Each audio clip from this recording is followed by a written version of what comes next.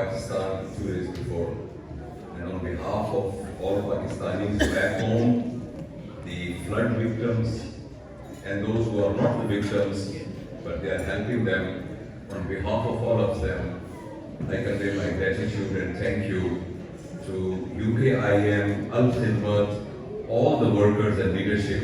Thank you very much for remembering your brothers and sisters at the time of the beach. Now, after that serious discussion and your contribution for flood victims, and then wonderful poetry by Gilani Saab, I don't know whether you have a stamina to be here for next 30 minutes or not, but you have to bear me. और मुझे पता चला है कि सब लोग उर्दू समझते हैं और मुझे कहा था कि थोड़ा सा अंग्रेजी का टच देते रहिएगा। मैं आपसे एक बहुत जरूरी बात करना चाहता हूँ। अगर आपको भूख भी लगी है और थोड़ा सा जरा आपका वो स्टैमिना भी कम हो गया है, फिर भी मेरी आपसे गुजारिश होगी कि इस बात को बहुत जरूर सुनिए गौर से। और मेरा दिल करता है कि मैं दुनिया के तमाम मुसलमानों को और इंसानों को ये बात किसी तरीके से बता सकूं जो मैंने महसूस की है। इसके लिए थोड़ा सा हिस्टोरिकल पर्सपेक्टिव पे आपसे डिस्कस करना चाहता हूँ।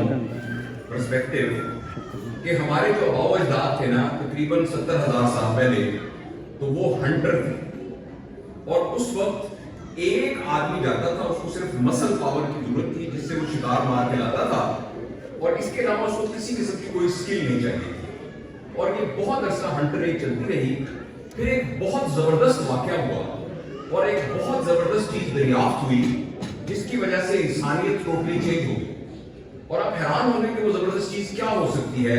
वो सिर्फ एक सिंपल सी बात थी कि आग डोमेस्टिकेट हो गई। इससे पहले पहाड़ों पे लगी हुई आग लोगों को नजर आती थी, मगर खुद पत्थरों को रगड़ के आग जलाना, उसको घर में अपने कंट्रोल में करना हुआ। इसके साथ पूरी इंसानियत में एक चीज आ गई। एक चिंपैंजी 18 घंटे खाने को चबाता है, इतनी एनर्जी लगती है।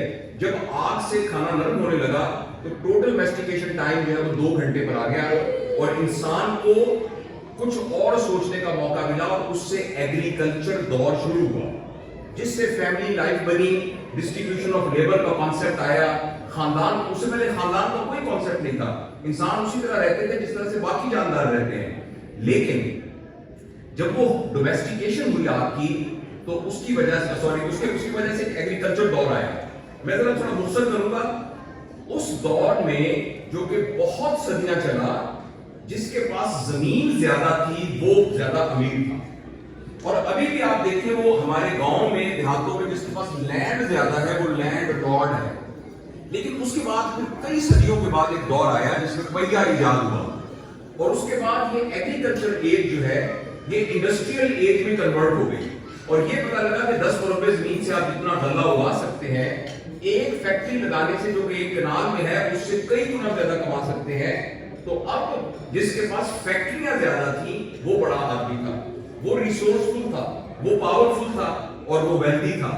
इसलिए हेनरी फोर्ड अमीर आदमी था, रॉकफेलर अमीर आदमी था, इस तरह के लोग अमीर आदमी थे जिनके पास बहुत ज्यादा था। मैं यहां रुकता हूं और मैं आपको यह बताना चाहता हूं कि अब हम ना एग्रीकल्चर दौर में हैं ना इंडस्ट्रियल दौर में हैं। पिछले तकरीबन 70-80 साल से हम एक तीसरे दौर में शामिल हो गए हैं।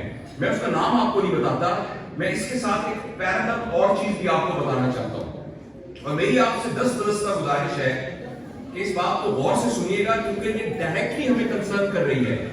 दूसरा मैं साथ जो पैरेलल आपको बताना चाहता हूं कि हजरत आदम अलैहिस्सलाम इस दुनिया में आने से लेकर आज तक कोई सा भी मजहब हो, चाहे वो जूडिज्म हो, चाहे वो क्रिश्चियनिटी हो, चाहे इस्लाम हो, सिखिज्म हो, हिंदुइज्म हो, ओल्ड ग्रीक मजहब हो या मिस्र का जो पुराना मजहब हो, वो सारे के सारे एक पैदा करने वाले, चाहे नाम उसको जो मर्जी देंगे, मगर एक डिवाइन गाइडेंस के मोहताज अपने आप को समझते थे।